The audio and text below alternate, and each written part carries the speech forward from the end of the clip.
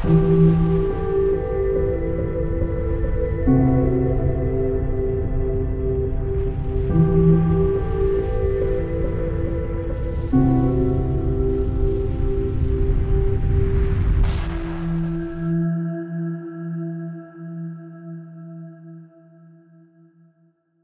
les amis, nous sommes le jeudi 20 août 2020 et ce soir, j'ai le privilège d'être avec Jean-Dominique Michel. Salut Jean-Dominique.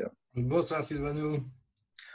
Alors Jean-Dominique, maintenant tu es devenu célèbre et fameux dans tout l'espace francophone français parce qu'avec la crise du Covid.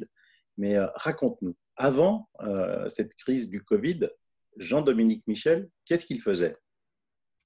Alors écoute, moi je suis un anthropologue de la santé. L'anthropologie, c'est l'étude de l'espèce humaine à travers l'espace et le temps, qui est une espèce étonnante parce qu'elle est créative au point d'arriver à construire des univers de sens et des modes d'organisation sociale tous plus divers les uns que les autres. Et l'anthropologie de la santé, c'est l'étude de la manière dont les différentes cultures décrivent ce que c'est d'être en bonne santé, définissent la maladie et, puisque les gens tombent malades à travers l'histoire et le temps, ce qu'il convient de faire quand quelqu'un est tombé malade pour lui permettre de retrouver la santé.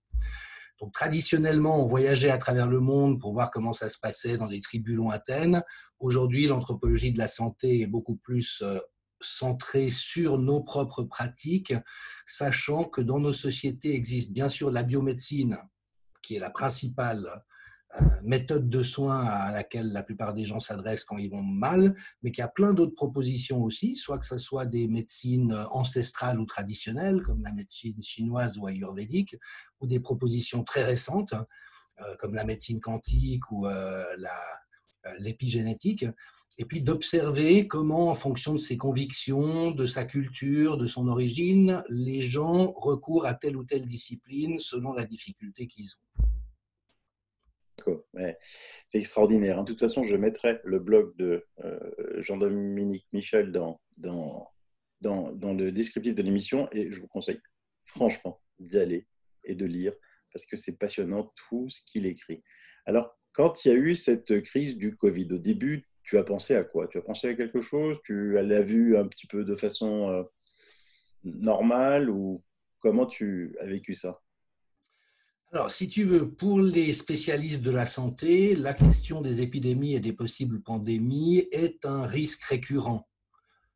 Donc, voilà, si on a plus de 15 ans, on a tous des exemples en tête de la grippe aviaire, de la grippe porcine, de la grippe ceci, de la grippe cela. Et à chaque fois, on redoute de Big One.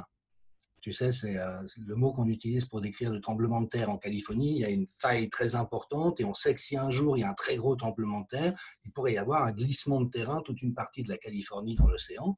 Alors évidemment, on espère que ça n'arrivera pas. Cela dit, les sismologues savent que ça arrivera tôt ou tard. Est-ce que c'est dans une année ou dans 10 000 ans? On ne sait pas. Mais donc, on est en vigilance par rapport à l'activité sismique en Californie. Et les personnes qui travaillent dans le domaine de la santé, surtout les infectiologues, voient des départs épidémiques régulièrement parce que les virus mutent. Et puis à chaque fois, on se dit, est-ce que ça va être de Big One ou pas? Et alors évidemment, de mon point de vue, mais je ne veux pas avoir l'air un petit peu cynique ou indifférent, c'est toujours intéressant. C'est-à-dire, oh, il y a un nouveau truc en Chine, et d'essayer assez rapidement de capter l'ordre de grandeur de l'épidémie, le risque réel que ça fait courir à la population, de découvrir la maladie, qui est différente à chaque fois. Et puis, j'ai envie de dire, avec ce constat de système de veille qui tendent à surréagir en fonction du principe de précaution. Donc, on connaît tous aujourd'hui les prédictions délirantes du professeur Ferguson en Angleterre, qui se trompe à chaque fois, mais dans des ordres de grandeur monstrueux. Puis pourtant, on continue à se tourner vers lui dès qu'il y a un nouveau départ de feu en disant « c'est grave, docteur ». Et puis l'OMS, évidemment, mais tous les politiques en général ne veulent pas se faire reprocher de ne pas en avoir fait assez, tend lui aussi à sonner le tocsin très vite. Et puis, dans un processus de découverte scientifique classique, on découvre ce qu'il en est au fur et à mesure des semaines qui passent. Et puis là, on peut avoir une vision plus raisonnable. Et ce qu'il y a de particulier, mais je ne t'apprends rien dans le cas qui nous occupe, c'est qu'alors même que les premiers signaux sont arrivés très vite, qui permettaient de se rassurer quant à l'ordre de grandeur et se dire c'est un événement épidémique comme ceux auxquels on est habitué, eh bien, on voit depuis le mois de mars un espèce de délire collectif s'installer qui traite de manière totalement exceptionnelle et déraisonnable quelque chose qui est de l'ordre de l'habituel, et ce qui évidemment pose beaucoup de questions sur ce qui organise nos sociétés, mais aussi sur la mentalité collective qui a autant perdu de vue ce qu'est une épidémie. Et toi, est-ce que tu pensais pouvoir un jour vivre ce que l'on vit actuellement avec cette crise du Covid? Alors, ça dépend de quoi tu parles. Si jamais c'est l'épidémie elle-même, oui, parce que c'est ce qu'on vit régulièrement. Il faut rappeler que selon qu'on inclut ou non les morts dans les EHPAD et selon le décompte, on est entre le 9e et le 14e épisode épidémique le plus grave depuis l'après-guerre. Donc, il y en a eu entre 8 et 13 plus graves avant. Et j'ai d'ailleurs eu des mails de médecins à la retraite qui me disaient, mais vous ne vous rendez pas compte, la fameuse grippe de Hong Kong en 68-69, on allongeait les morts dans les couloirs des hôpitaux, c'était absolument aussi pire, comme diraient les Québécois, qu'aujourd'hui, et donc il n'y a rien d'exceptionnel dans cette épidémie. Donc, je l'ai dit très vite, l'épidémie elle-même est normale. Par contre, ce que je ne m'attendais pas à voir et qui continue à la fois de m'intéresser et de m'effrayer, c'est cette surréaction collective, mais qui a quand même l'air d'être pilotée par des intérêts très particuliers. Pour le dire autrement, et je vais à l'essentiel, mais après je suis sûr qu'on développera tel ou tel élément, la Covid, c'est un business de 100 milliards de dollars. Et si on l'avait traité comme il y a 30 ou 40 ans, en se disant, bon, il y a un pic épidémique, il y a des gens qui meurent, c'est surtout des personnes en fin de vie, après ça redescend, il n'y a plus de morts, tout va bien, on recommence à vivre. C'est 100 milliards de dollars de ratés pour des gens et des entreprises, une industrie qui ne demande qu'à capter cette manne, mais qui ont besoin, pour pouvoir la capter, d'entretenir une psychose collective. Et c'est malheureusement ce qu'on voit depuis des mois et des mois, d'une manière qui est totalement en décalage par rapport à la réalité épidémiologique, et puis d'une manière alors qui est aussi totalement dommageable pour la population. On est plusieurs à l'avoir dit très vite, moi dès le mois de mars, mais que le risque existait que les mesures qu'on prenait, dont à peu près aucune ne reposait sur des bases scientifiques sérieuses, risquaient d'entraîner des conséquences dommageables bien pires que ce qu'on cherchait à éviter. Et ça, c'est quelque chose qu'on constate aujourd'hui et les recherches sortent qui permettent de documenter cette intuition qu'on est plusieurs à avoir eue. Alors pour ce faire, il faut quand même la complicité de deux choses, des politiques de chaque pays et des médias. Comment c'est possible ça? Alors si tu veux, moi j'étudie ces questions depuis longtemps parce qu'elles sont centrales. Et peut-être qu'une des manières les plus simples d'en parler, c'est de faire des comparaisons. Pourquoi est-ce que ça ne fait pas 40 ans qu'on est passé à des énergies renouvelables et qu'on ne s'est pas sevré de la dépendance aux énergies fossiles? Eh bien, parce que les intérêts en jeu sont tels qu'alors même que cette transition aurait été possible, qu'elle aurait été bénéfique, il y a des lobbies qui ont verrouillé les choses et subventionné les énergies fossiles en refusant de subventionner les énergies renouvelables, en disant on ne va quand même pas subventionner de l'énergie, mais pendant ce temps, ils subventionnaient l'extraction pétrolière. Et donc, il y a eu le statu quo jusqu'à aujourd'hui où on s'aperçoit que c'est bien tard pour envisager des changements. Donc, si tu veux, cette configuration de pays soi-disant démocratiques, mais qui, dans les faits, n'ont pas la liberté des décisions qu'ils prennent, et dont les instances de décision sont totalement infiltrées par les industries concernées, c'est quelque chose qui est générique aujourd'hui. Ça concerne les pesticides, ça concerne l'énergie, ça concerne l'armement, enfin, ça concerne tous les domaines de la vie. Et dans le domaine médical, ce qui est intéressant, c'est que les spécialistes posent ce diagnostic depuis une quinzaine d'années. Les spécialistes et les centres d'éthique des universités, c'est les revues médicales elles-mêmes. Des rédacteurs en chef et ex-rédacteurs en chef de toutes les grandes revues médicales disent depuis des années qu'il y a quelque chose de profondément pourri dans le système, qui pourrit la recherche. C'est-à-dire que la recherche est déjà bidouillée au départ pour obtenir les résultats souhaités. Après, les magazines et les revues scientifiques ne sont que des caisses de résonance de marketing qui ne font pas leur travail de trier la qualité des recherches, et on l'a vu récemment avec The Lancet et The New England Journal of Medicine, qui ont publié, excusez mon français, des merdes. Mais c'est passé dans le filtre. Pourquoi? Parce qu'au fond, ce ne sont plus des revues scientifiques, ce sont des caisses de résonance de marketing de certains intérêts. Et puis après, il y a les instances gouvernementales, pays par pays, qui sont complètement infiltrées par les représentants de l'industrie. Alors évidemment, on te fait le procès autant qu'à moi, ça fait très complotiste. Sauf que c'est la Chambre des communes britannique qui le dit, c'est le Sénat français qui le dit, c'est l'université d'Oxford qui le dit. On a un problème. Pourquoi? Parce que les gens qui sont aux commandes dans ces différents cercles sont tous en conflit d'intérêts grave avec l'industrie. Et donc forcément que ça biaise tout. Donc le terme qui est retenu techniquement, c'est celui de corruption systémique. Alors, ça fâche beaucoup les gens quand on l'utilise parce qu'ils ont l'impression qu'on les accuse d'être corrompus. Et ce n'est pas tout à fait ça, la corruption systémique. La corruption systématique, ça veut dire que si je ne t'avais pas payé, tu ne m'aurais pas reçu sur ton antenne. Donc, je suis obligé de te graisser la patte pour pouvoir obtenir le résultat voulu. La corruption systémique, c'est quand les règles du jeu sont suffisamment distordues, en grande partie par des faits légaux, c'est-à-dire que ce n'est pas illégal. Tu vois, en France, on a beaucoup relevé que les comités d'experts étaient tous bardés de conflits d'intérêts. Ce n'est pas illégal. Ils le publient sur le site, tout citoyen peut aller voir, Karine Lacombe, elle touche tant, Bidule Trucmu qui touche tant, ce n'est pas interdit. Mais en attendant, nous disent les centres d'éthique des universités, c'est problématique parce que ça en vient comme résultat final à ce que l'intérêt mercantile de l'industrie prime sur les besoins de la population dans les décisions qui sont prises. Et ça, de nouveau, c'est très amusant parce qu'aujourd'hui, ça fait scandale, mais tu peux retrouver des articles du Figaro, du Monde, de Libération, des reportages de TF1 qui remontent de 2, 3, 4, 5, 10 ans en arrière où ils le disent, parce que c'est une vérité. Et moi, ce qui me frappe beaucoup dans l'époque qu'on vit, c'est que tout d'un coup, c'est comme si, en disant il y a des narcotrafiquants au Mexique, parce que tout le monde sait, les gens disent, mais comment vous pouvez dire une chose pareille? Vous êtes complotiste, vous croyez aussi aux extraterrestres, comment c'est possible de dire quelque chose d'aussi scandaleux alors que tout le monde le sait? C'est su, ça n'est pas caché.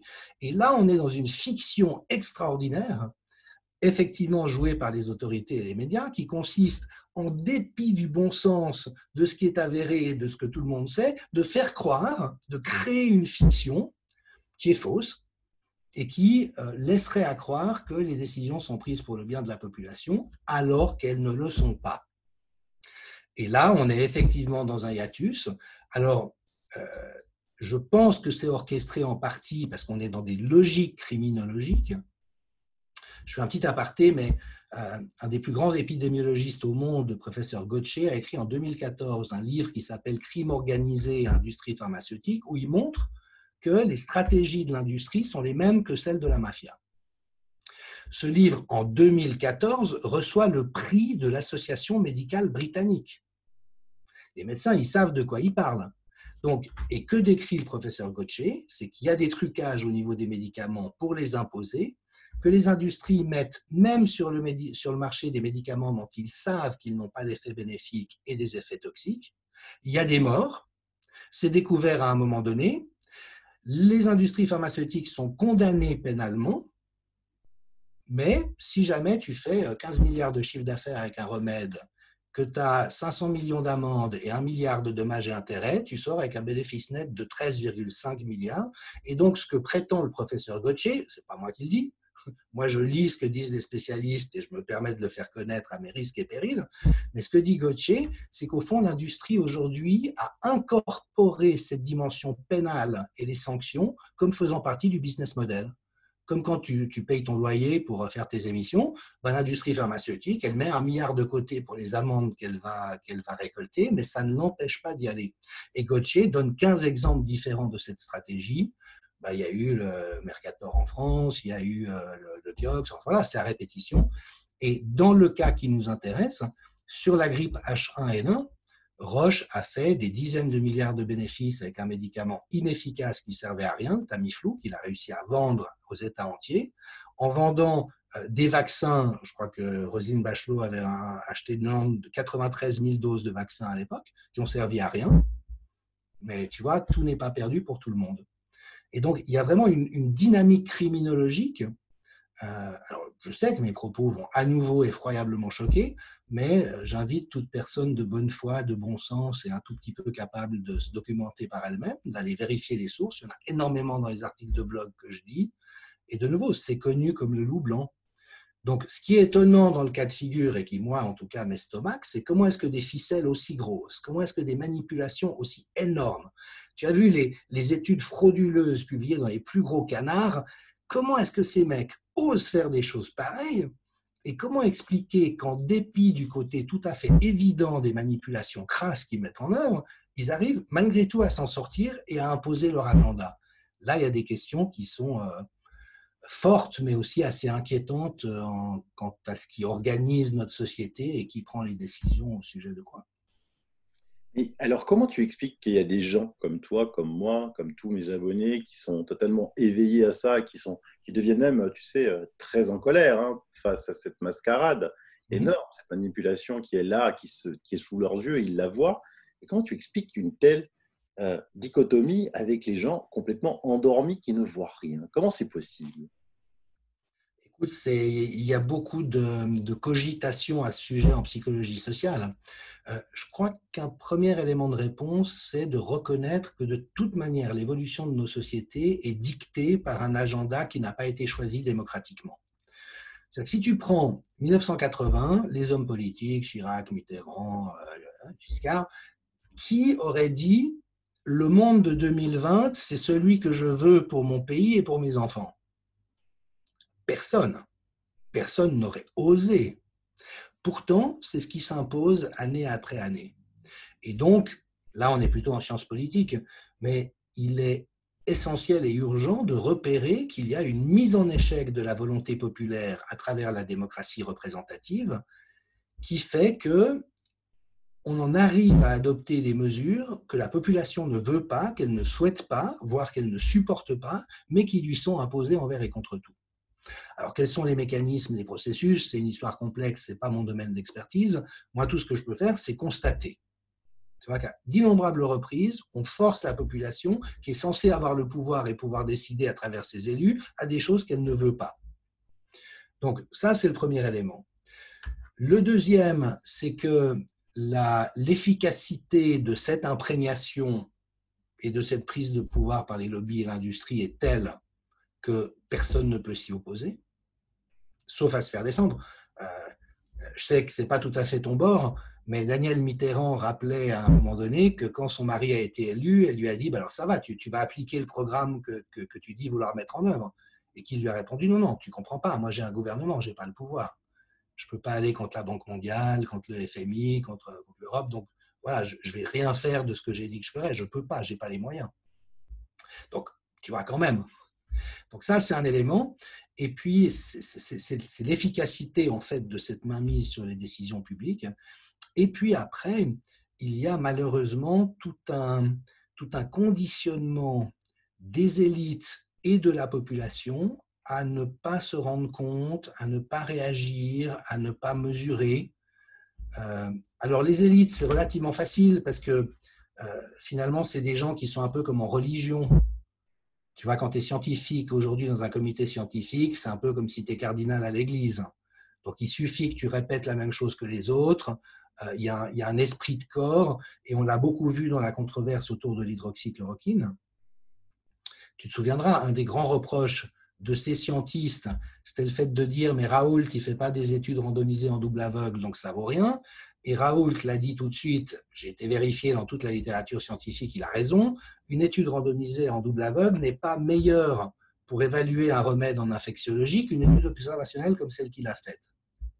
Mais après, tu avais tout ce cœur des cardinaux qui disait non, c'est le dogme, et si on ne respecte pas le dogme, ça ne vaut rien. Donc là, tu as vraiment un effet de conformisme à l'extrême lié à des avantages qui fait que les élites sont devenues. Euh, c'est devenu difficile pour elles de réfléchir intelligemment. Puis après, au niveau de la population, ça table sur le bénéfice du doute, sur le fait qu'ils n'arrivent pas à imaginer que les dés puissent être pipés. Et puis quand même, depuis quelques années, le fait qu'on prive de plus en plus les gens qui se forment des moyens de réfléchir. Donc quand par exemple on a retiré la rhétorique des programmes scolaires, la rhétorique c'est ce qui permet de comprendre comment est organisé le discours de l'autre qui cherche à nous persuader. Et si tu arrêtes d'enseigner la rhétorique, tu ne donnes plus aux gens les moyens d'identifier les manipulations. Actuellement, on est en train de retirer toutes les humanités, les sciences humaines de partout. C'est la seule chose qui ouvre l'esprit. Donc, ce qui permet à un scientiste de ne pas devenir un cardinal, mais de rester un scientifique, c'est d'avoir eu accès à des humanités, à de l'art, à de la sociologie, d'avoir voyagé dans d'autres pays, voilà, d'avoir eu accès à d'autres choses que son domaine. Et aujourd'hui, on hyper spécialise tellement les gens dans des espèces de tunnels qu'ils en deviennent hyper pointus dans leur petit domaine de connaissances, mais complètement abrutis sur tout le reste, et donc n'arrivent plus à contraster le savoir qu'ils ont avec une appréhension globale de la réalité. Et quand tu mélanges tout ça, ben c'est des conditions idéales pour qu'en fait, la population, les citoyens et les citoyennes soient privés de tout pouvoir, non seulement d'agir, mais même de réagir. Ouais, c'est ça. C'est-à-dire qu'à l'école, ils fabriquent ça à partir de l'école. C'est-à-dire qu'à l'école, jusqu'au bac, les programmes deviennent de plus en plus idiots. Hein, il suffit de vous acheter un Indabac de 1923 et essayer de les faire. Vous allez voir la différence. Et ensuite, effectivement, on le spécialise dans un domaine. Hein, et puis là, ben, il reste spécialiste de son domaine, mais il ne voit plus rien du tout de ce qui se passe autour. Oui, et tu vois, ce qui m'a passionné dans le Covid, c'est que des experts ont dit mais des énormités, des âneries comme moi-même, j'aurais même pas osé penser dire des trucs pareils. Donc, on voit que cette expertise, à force de rétrécissement, elle perd même sa validité dans le champ où elle opère. Tu vois, c'est-à-dire qu'au fond, ce qui fait l'expertise, c'est d'avoir une connaissance solide et puis une base qui permet d'avoir des contrepoints, des points d'appui et des garde-fous. Et ça te permet de réfléchir intelligemment. Mais quand on isole les gens dans des hyper-ornières et on leur fait faire ça toute leur vie, ça veut dire que même dans leur domaine de spécialité, ils perdent la compétence. Donc j'en ai eu 17 exemples, des médecins qui nous expliquaient ici que tout le monde allait tomber malade parce que personne n'avait jamais rencontré le coronavirus. Oui, mais il y en a 4 autres. On s'aperçoit aujourd'hui qu'il y a une immunité croisée et que la moitié des gens, a priori, sont déjà immunisés. Donc, tu vois, le super virologue de l'Université de Genève que le président Macron vient d'engager pour évaluer la politique française, il a dit une bêtise pareille au mois de mars. Et parce qu'il est expert, tout le monde écoutait ça comme parole d'évangile. Et dans l'après-coup, on dit oui, mais la science, c'est compliqué, on ne peut pas toujours tout savoir d'avance. Mais personne ne se pose la question. Comment se fait-il que des experts supposés être des experts puissent dire de telles bêtises? Et ça, pour moi, c'est quand même la question de fond. Oui, et puis comment l'expert qui est numéro un mondial dans les maladies infectieuses, Didier Raoult, n'est pas écouté du tout et traité de charlatan. Alors là, je ne comprends pas. Ouais. Mais ça, moi, ce que j'ai beaucoup observé en fréquentant les scientifiques, c'est que les meilleurs dans leur domaine sont des gens extraordinairement ouverts d'esprit, humbles, compétents, ils reconnaissent leur ignorance, ils sont relativement libres par rapport au jeu de pouvoir. Bon, Raoult, il est très malin par rapport au pouvoir, donc tu vois, c'est bon, on ne la lui fait pas. Mais toujours est-il qu'il a préservé une intégrité, notamment par rapport à l'industrie pharmaceutique. Donc, les tout bons dans leur domaine, ils sont de cette nature. Et puis après, tu as les cohortes de suiveurs qui sont beaucoup moins doués, qui sont beaucoup moins géniaux, qui sont beaucoup moins compétents, mais qui, eux, au contraire, s'enorgueillissent de leur pouvoir, de leur savoir et de leur autorité. Et ça donne les fanatiques. Tu vois? Et alors, comment on va en sortir de tout ça? Bon, écoute, tant bien que mal ou pas du tout. Comment tu vois, toi, les 3 prochains mois? Écoute, j'en sais rien. J'ai coutume de dire que je suis un pessimiste joyeux. Donc, je ne suis pas optimiste parce que j'ai l'impression que la masse critique n'est pas atteinte, que le verrouillage des systèmes de pouvoir est tel que aucun contre-pouvoir ne peut s'opposer à l'heure actuelle. Bon, déjà, les médias, je ne t'apprends rien, ne jouent absolument plus leur rôle de contre-pouvoir. Puis après, tu as vu, même quand des types comme Raoult, comme Perron, ou comme moi, à mon modeste niveau, avons fait tout ce que nous pouvions pour alerter, pure perte, tu vois. En tout cas, en apparence. Donc moi, j'ai l'impression que pour l'instant, c'est irrésistible. Cela dit, une question que je me pose, c'est au fond d'eux-mêmes, dans leurs convictions intérieures, que pensent vraiment les gens?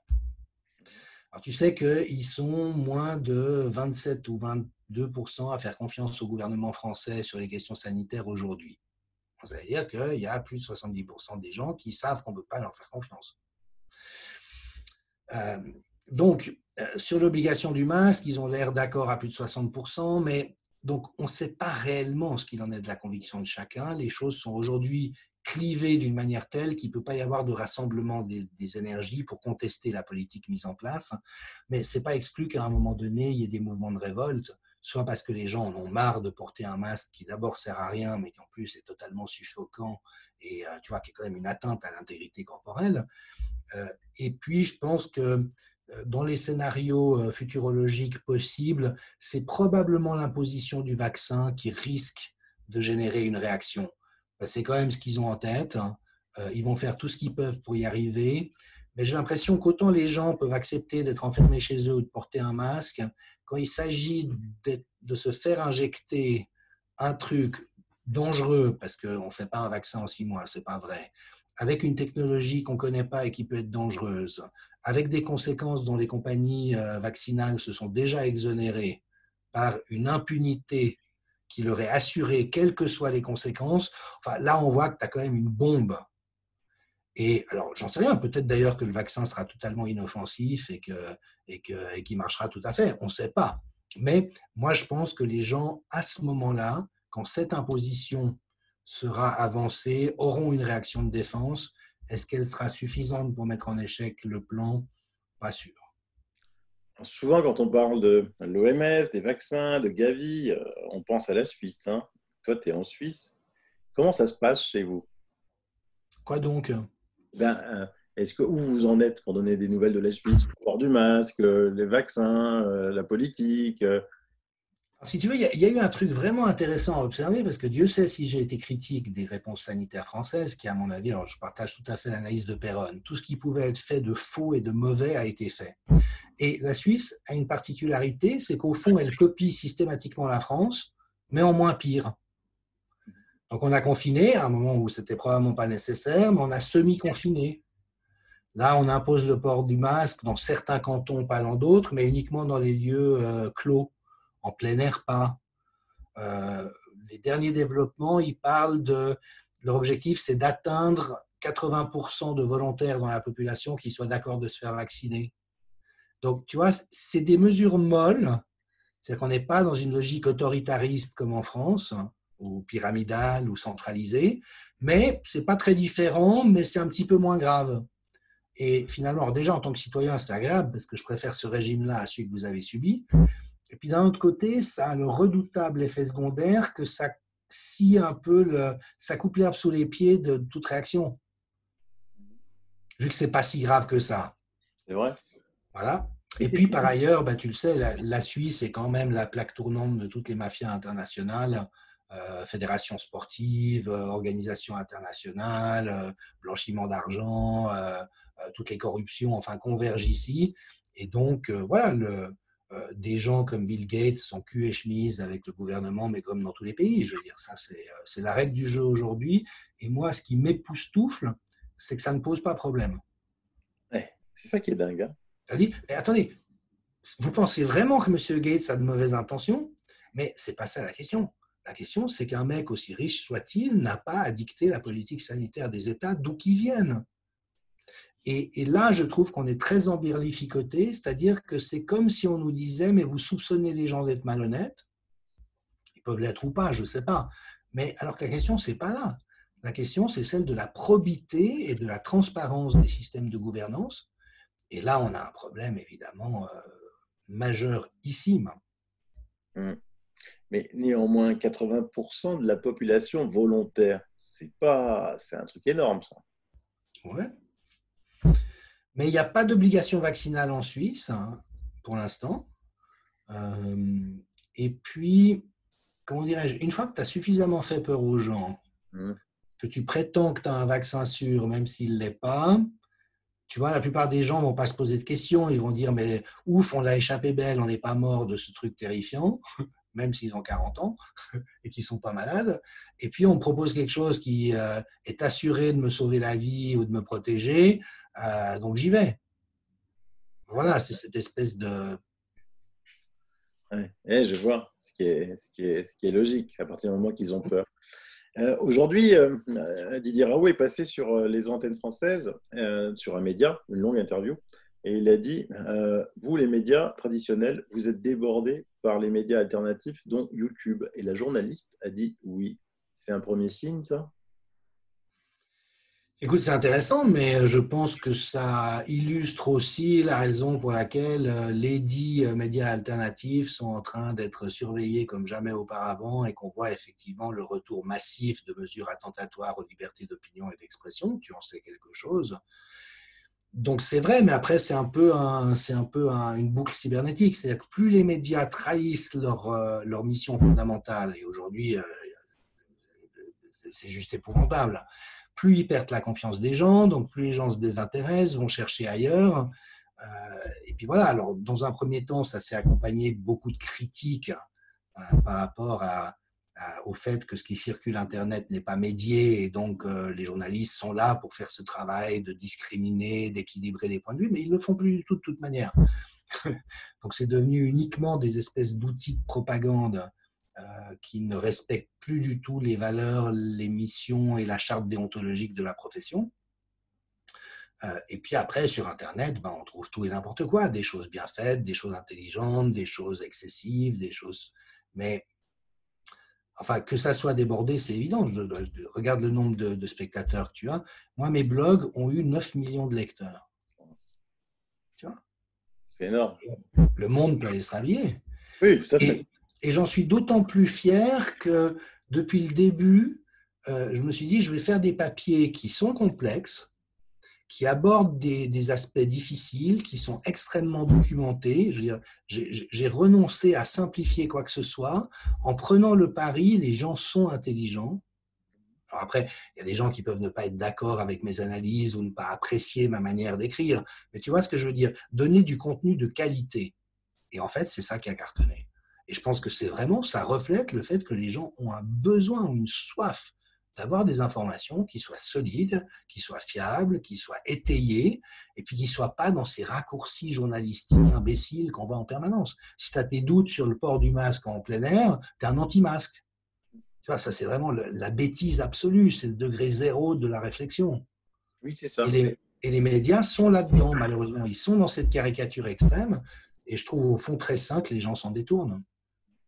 J'ai même entendu un grand professeur dire que celui qui est contre le fait qu'il va y avoir une deuxième vague, que celui qui est contre le fait que le masque protège, c'est des négationnistes. Comment on peut expliquer? Comment on peut en arriver là? T'as fait une émission superbe sur quoi répondre à quelqu'un qui vous traite de complotiste, mais moi, il y a toujours une question que je n'ai toujours pas compris. Hein. C'est quoi être complotiste? Si on te traite de complotiste, tu complotes quoi? Comment dire? Pour moi, il y a un peu deux niveaux à ta réponse. D'abord, c'est que il y a des complots. Il y a des complots en permanence. Et tu connais cet adage, il y a deux positions à éviter, c'est de croire que tout est complot et croire que rien n'est complot. Donc des complots, il y en a en permanence. Je veux dire, il y a des pots de vin pour l'attribution des Jeux Olympiques, il y a des guerres qui sont déclenchées sur des bases fausses uniquement pour pouvoir aller piquer le pétrole. Enfin voilà, il y a des magouilles à plein d'endroits. Et donc, pour moi, la première réponse, c'est être aware de cette réalité et puis ne pas l'occulter et donc se poser des questions. Et puis, il y a un autre complotisme.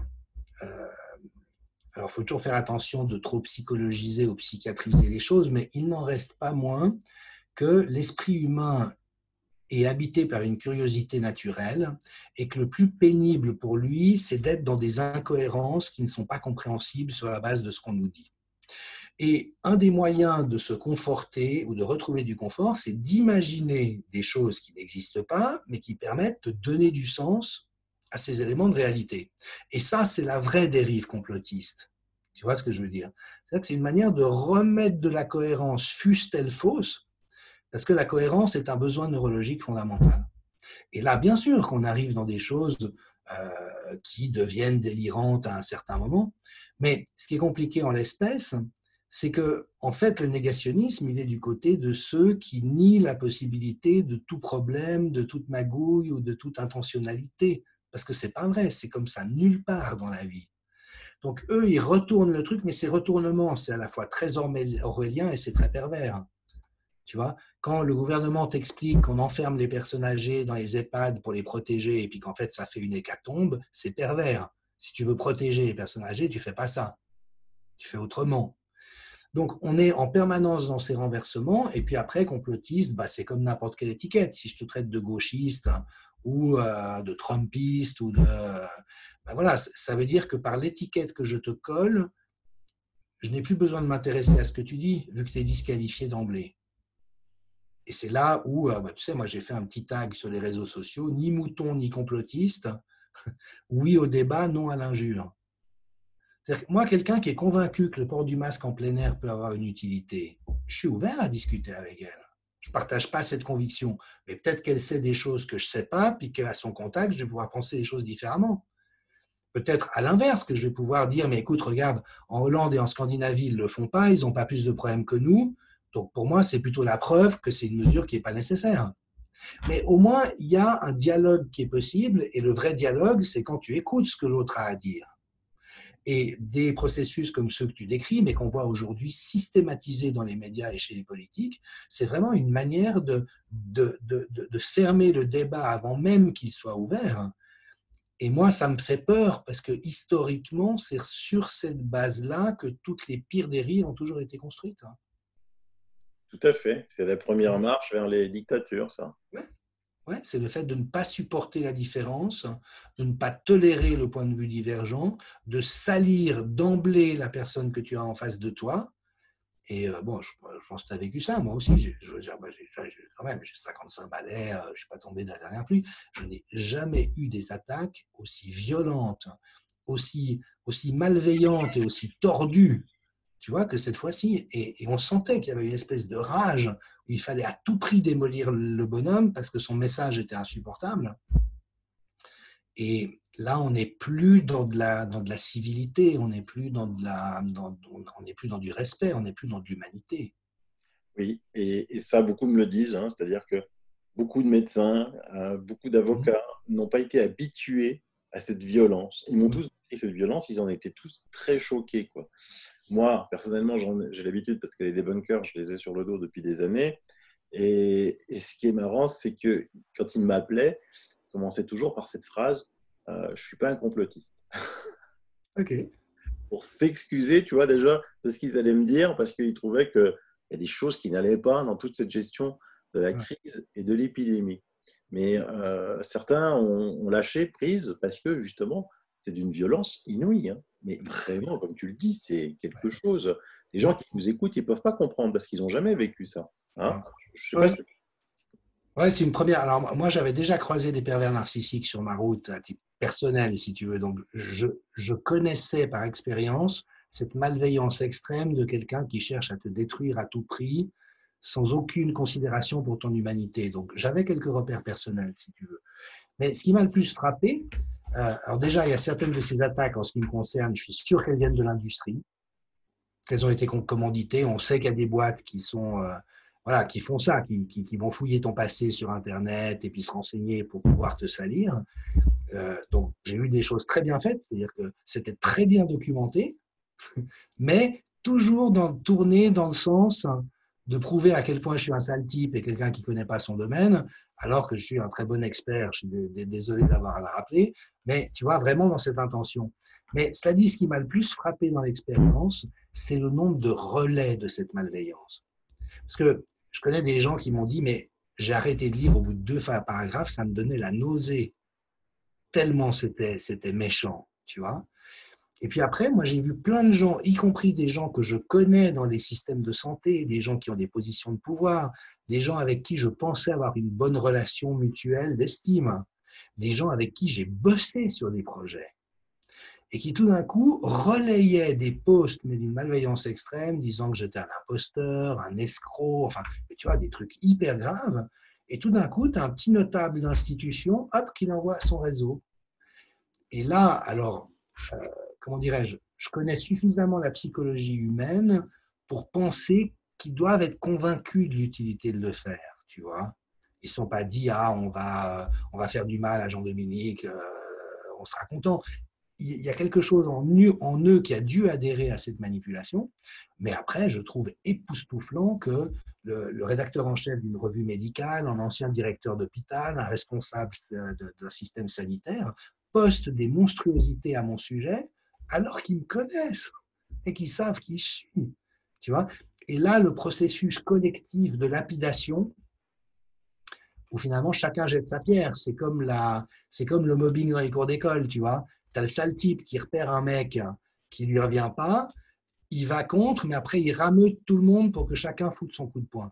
Et là, c'est ce qui m'inquiète un peu. Alors bon, de nouveau, je suis heureusement assez philosophe à ce stade de ma vie et suffisamment au fait quant à ce qui me motive et les valeurs qui sont les miennes.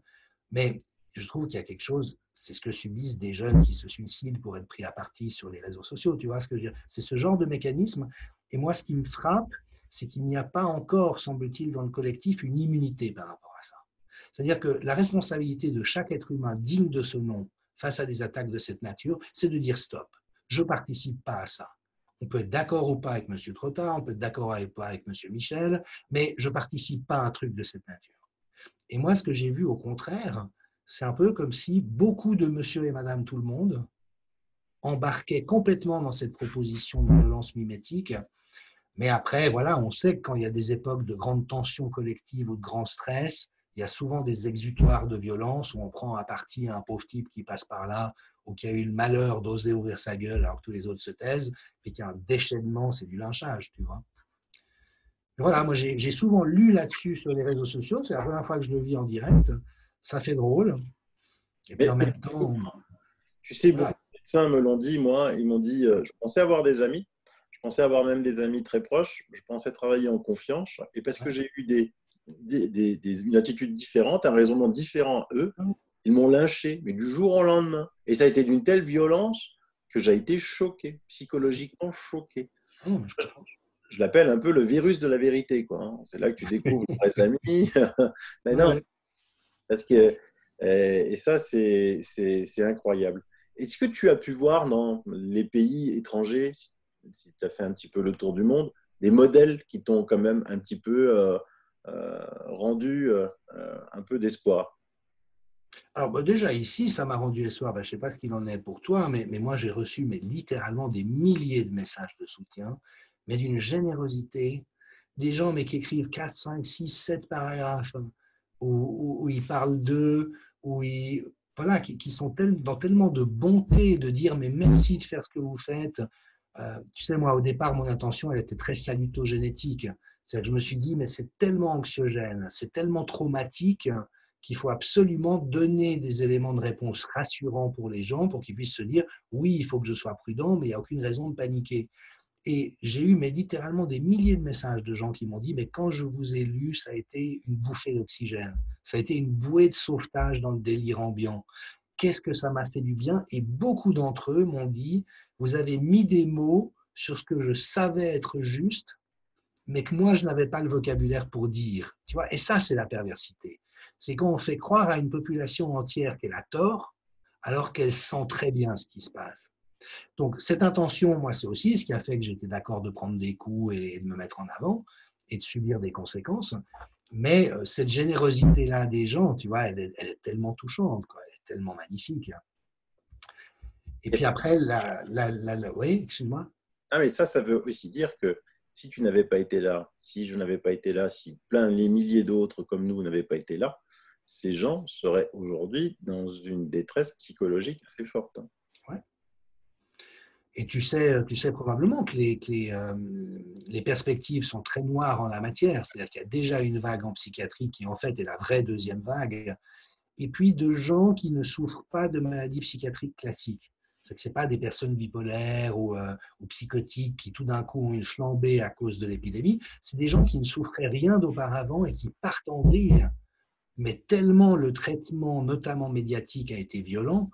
Et tu vois, un ami professeur de neuromarketing qui étudie l'effet sur le cerveau des messages publicitaires me disait qu'il n'en revenait pas d'imaginer l'effet sur l'amygdale, qui est cette partie du cerveau qui est en vigilance permanente pour voir s'il y a un danger ou pas. Tu es déjà arrivé d'être chez toi il y a une présence même d'un proche, mais tu ne savais pas qu'il était là, puis tout d'un coup, tu fais un monstre sursaut.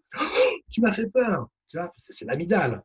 Et cette amygdale, elle est matraquée depuis des mois et des mois et des mois, mais d'une manière mais totalement délirante.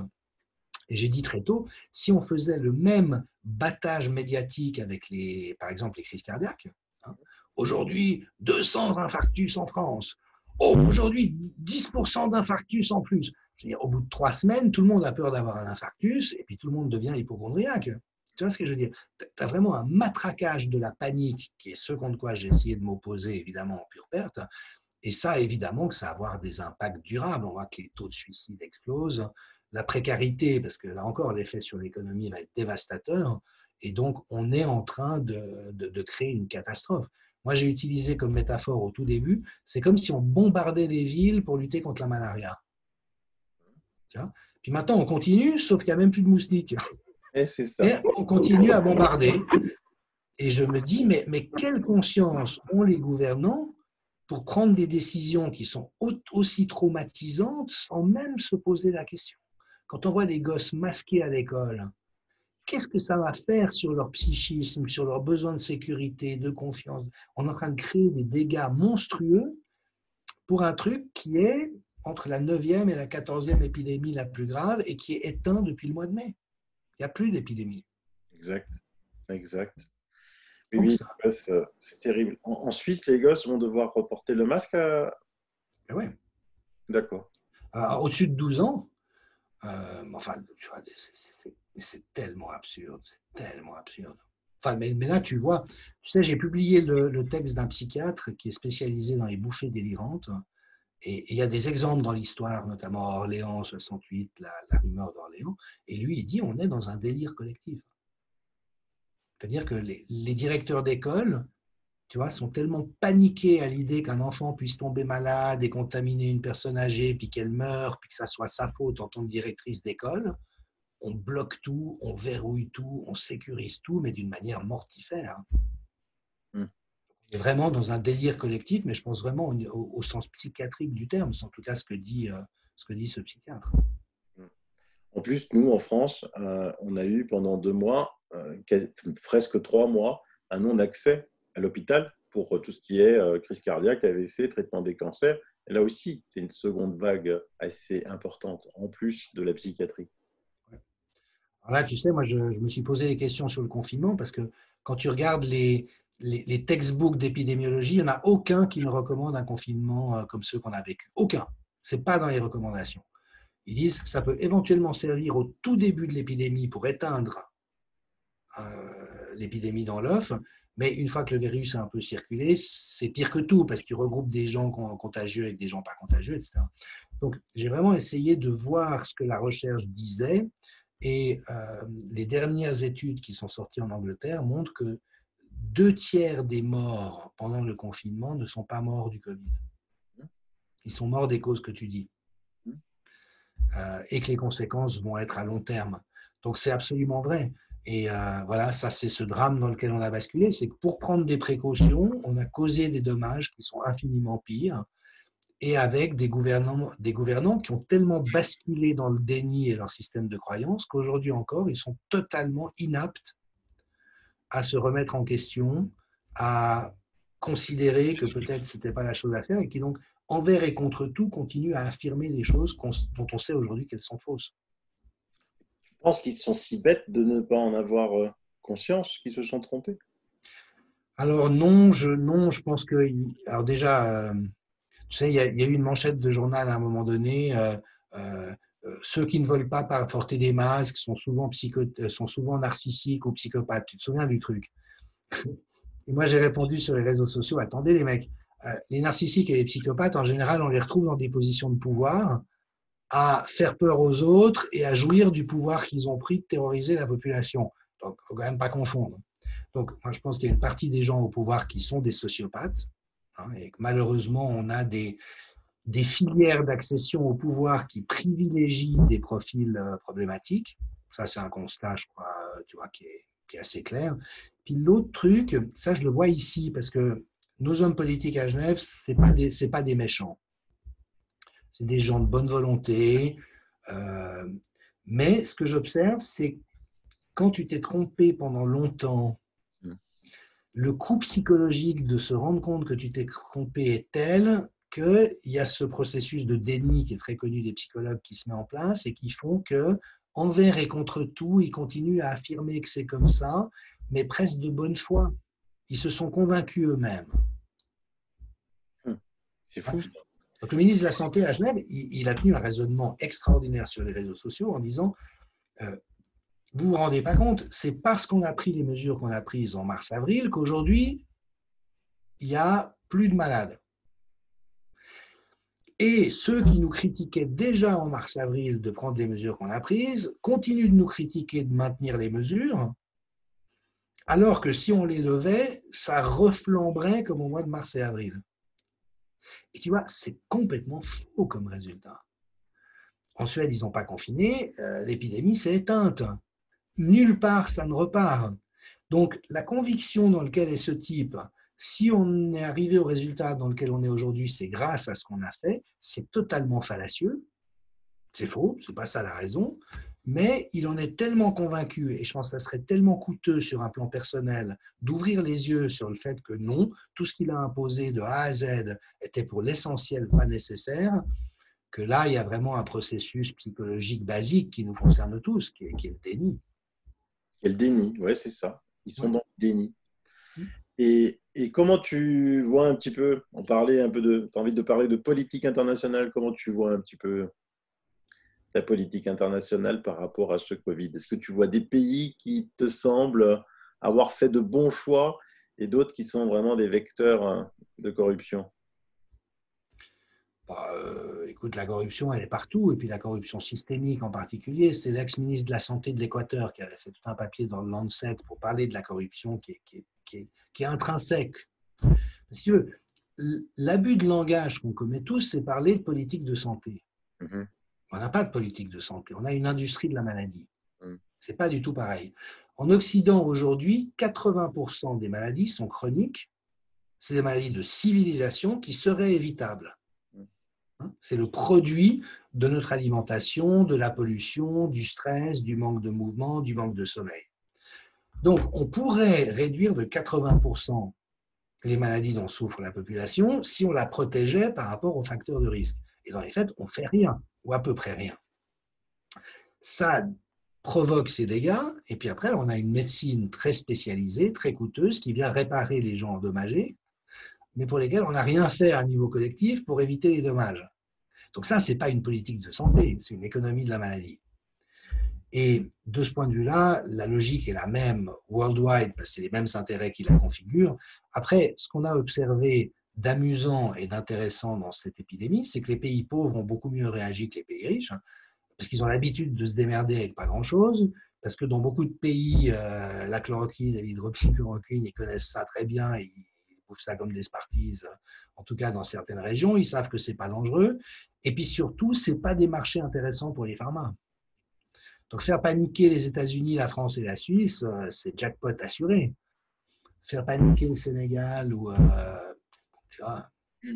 Donc là, il y a eu ce renversement et Raoult l'a dit très tôt, mais moi je trouve qu'ils nous ont donné des leçons de pragmatisme et d'intelligence, mais qui est avec une perspective un peu inquiétante, qui est la déliquescence de l'Occident.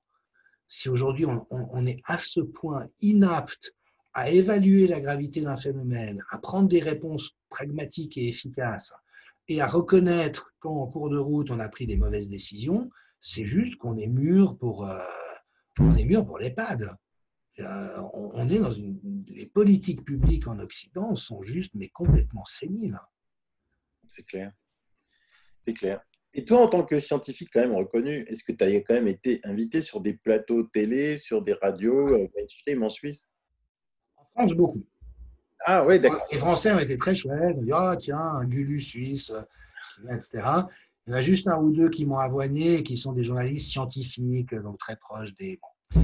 Mais non, les Français ont été très chouettes, notamment André Berkoff, mais j'ai fait plein de plateaux, j'ai eu plein de trucs.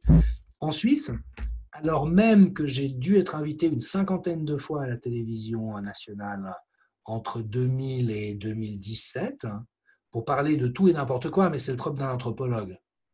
Tu vois, donc on m'a fait pas parler de la mort du pape Jean-Paul II et de la mise en scène de l'Église catholique. C'est génial pour tu vois, Sancto subito, Sancto subito. Putain, les mecs, ils avaient été payés, ils avaient préparé les pancartes. Bah bon, ça c'est OK. Alors, un anthropologue, il décode ça. Par contre, quand là, c'est mon domaine d'expertise, j'ai été mais boycotté, mais non seulement boycotté, mais la radio et la télévision ont commencé à dire ouais, quand même, ce monsieur Michel, on ne sait pas d'où il sort, il est douteux, on va vérifier son CV, on a l'impression qu'il ne sait pas ce qu'il raconte. Enfin, tu vois, une entreprise de démolition, mais qui a été jusqu'au fait de dire des mensonges à mon sujet à une heure de grande écoute.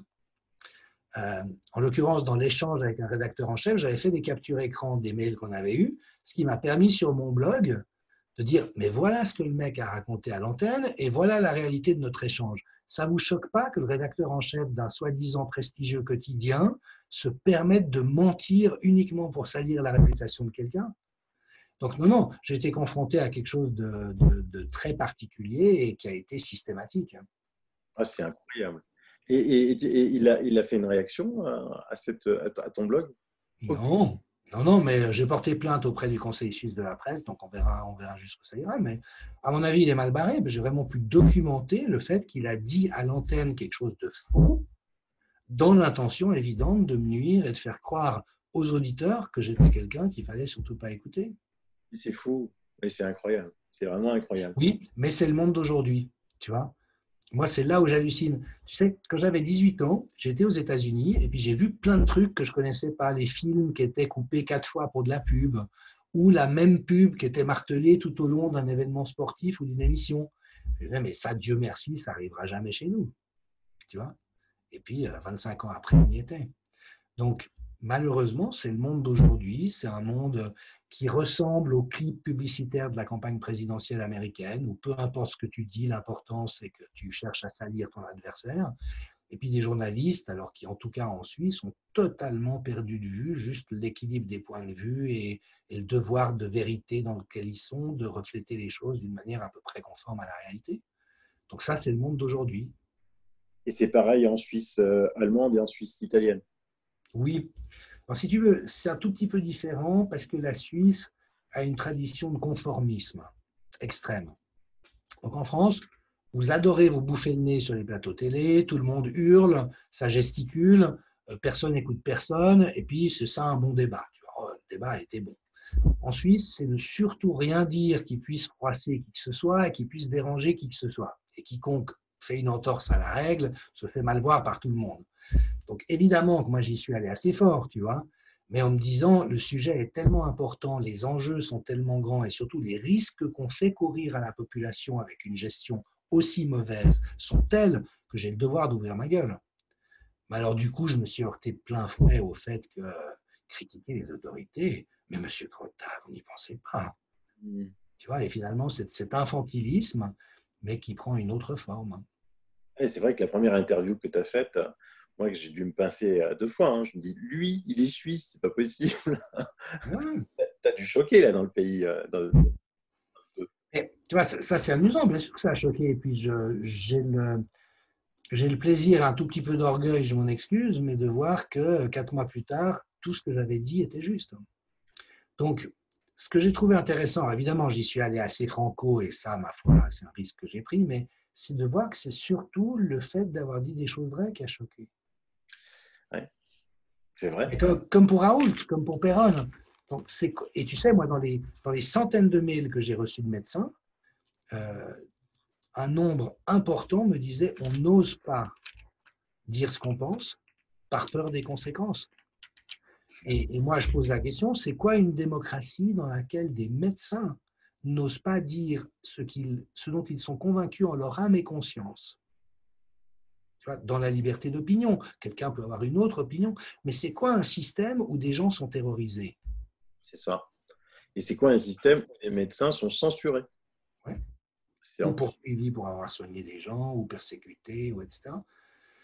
Et alors, j'ai effectivement publié sur mon blog pas mal de lettres que j'ai appelées de médecins résistants. Une femme médecin à Paris qui s'est battue, mais comme une lionne, pour qu'une de ses patientes de 85 ans soit soignée. alors qu'ils avaient décidé de ne pas la soigner, de la laisser mourir. Et voilà, elle a lutté pendant 4 heures avec la médecin-chef. Elle a réussi à arriver à ses fins et elle dit maintenant, cette dame fait la joie de ses enfants et de ses petits-enfants. Mais tu vois ce que je veux dire?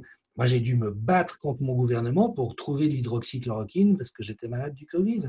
Et j'ai pu arranger un deal clandestin sur un parking pour obtenir un médicament qui pouvait me sauver la vie. J'ai dû ruser contre mon gouvernement. Mais attends, voir, on vit dans quel monde? Médicament qui était en vente libre il y a un peu de temps. Exactement. Et ce qui continue de me frapper, tu vois, c'est que ça a l'air d'être une évidence pour toi, c'est une évidence pour moi. Mais quand j'en parle, par exemple, à des responsables ici de la santé, ils ne voient pas pourquoi c'est un problème pour moi. Ils sont surpris que ça me fâche ou que ça me choque ou que je trouve ça questionnable. C'est fou, ça. C'est fou. Mais je crois qu'on a basculé dans une folie collective, que les gens sont en sidération, tu vois.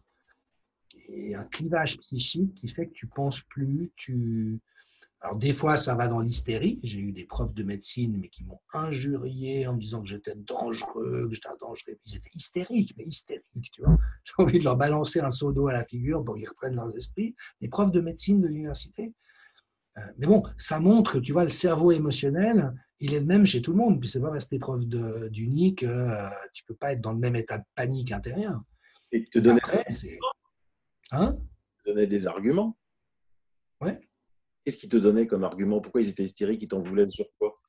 Bah, écoute, en partie, je comprenais parce qu'il disait, si tu veux, il contestait mon affirmation qu'on était dans un ordre de grandeur naturel pour une épidémie en termes de contagiosité, de dangerosité et de létalité. Et lui me disait, mais vous ne vous rendez pas compte, on avait des dizaines et des dizaines de lits avec des gens en réanimation, c'est jamais arrivé. Donc, et de ce point de vue-là, il n'avait pas tort. C'est-à-dire que la réalité clinique telle qu'on peut l'observer au pic d'une épidémie, c'est différent de la réalité épidémiologique, qui dit que ça n'a pas tué plus que d'habitude. C'est deux réalités qui sont adjacentes, si tu veux. Mais lui, parce qu'il était tellement angoissé, puis c'était un homme de plus de 70 ans, donc je pense qu'au fond, il flippait pour lui-même, tu vois. Il avait l'impression que la mort rôdait, et puis que moi, au lieu de lutter avec lui contre la mort, j'étais en train de raconter que mais non, la mort n'était pas dangereuse. Et puis quelque part, il n'a pas supporté. Donc c'est les arguments qu'il essayait d'avoir, mais j'ai eu beau lui répéter 5 ou 6 fois jusqu'au moment où j'étais obligé de bloquer des réseaux sociaux tellement il devenait harcelant, tu vois, de lui expliquer, je ne conteste pas ce que vous dites, mais du point de vue épidémiologique, voilà ce qu'il en est. Et il avait perdu la compétence de réfléchir à ces questions-là. J'espère qu'il te lira, il t'écoutera, et puis il s'apercevra que Internet ayant de la mémoire, tu avais raison. Bon, je n'ai pas tellement confiance là-dedans. Tu sais ce que Max Planck disait sur les scientifiques? Il disait à très juste titre, et donc lui qui a révolutionné la physique avec la physique quantique, il disait une nouvelle théorie ne s'impose pas parce que les tenants des anciennes théories y adhèrent. Elle s'impose parce que les tenants des anciennes théories finissent par mourir et il y a une nouvelle génération qui arrive qui n'a pas de préjugés par rapport à la théorie. Et tu vois, moi, je n'ai pas tellement d'espoir de ce côté-là. Je pense que des gens aussi braqués ne nous donneront jamais raison. En tout cas, on va continuer à se battre. Hein. Ça fait 1 heure qu'on discute ensemble. Ça passe vite, le temps. Ah oui. On discute ensemble. En tout cas, Jean-Dominique, tu continues. Hein. Abonnez-vous à son blog, lisez, partagez ses articles parce que franchement, ils sont extrêmement bien faits et très documentés, très sourcés. C'est vraiment du travail de très grands professionnels. Et n'hésitez pas à les partager. Franchement, Jean-Dominique, merci. Tu passes sur ma chaîne quand tu veux. Merci à toi, franchement, moment de qualité, c'est pour ça que le temps passe vite. Et puis, effectivement, heureusement que des électrons libres comme toi et moi osent prendre leurs responsabilités. On m'a beaucoup reproché de ne pas être un universitaire. Puis à un moment donné, ma femme m'a fait observer, mais si tu étais un prof d'uni avec 20 ans de carrière, tu n'aurais jamais osé dire ce que tu as dit. Et c'est là où cette différence, je trouve qu'au contraire, il faut la valoriser, écouter tout le monde, et de sorte que les gens puissent se faire leur propre opinion en fonction de ce qui fait sens. Merci à toi, en tout cas. Merci, Jean-Dominique. Merci. Bye bye. Au revoir. À bientôt. Ciao.